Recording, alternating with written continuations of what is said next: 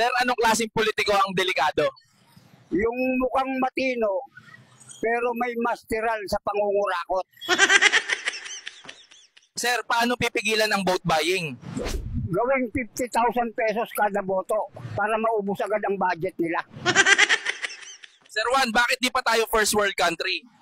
Kasi ang gobyerno natin, first class corruption lang. Sir Juan, ano po ang tamang termino ng politiko? Dapat 2 terms lang, isa sa opisina, isa sa kulungan. Sir, anong masasabi nyo sa mga politiko na mahilig magpapogi sa social media?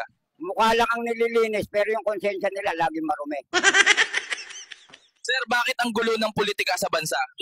Kasi bawat eleksyon, bago presidente, pero lumang style. Sir, bakit hindi umaasenso ang bayan kahit may budget? Kasi yung budget, dinadaan sa kurakot tax bago pa makarating sa proyekto.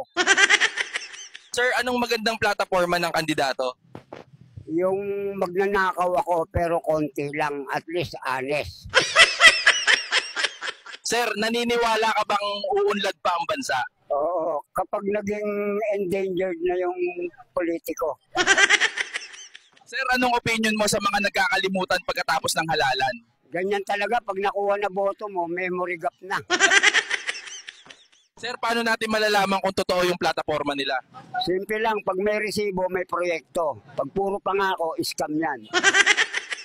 Sir, anong masasabi nyo sa politikong pabalik-balik sa pwesto? Parang ulam na panis, paulit-ulit pinapakain pero laging sumasakit ang tiyan ng bayan.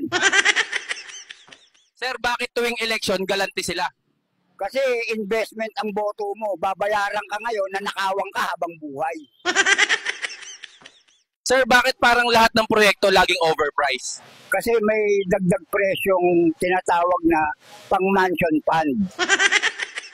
Sir, sino po ang tunay na kalaban ng bayan? Yung mukhang lingkod bayan, pero lingkod bulsa talaga. Sir, pabor ba kayo na may mandatory drug test ang mga politiko? Dapat lang, mahirap na, baka masabog pa sila kaysa sa akin.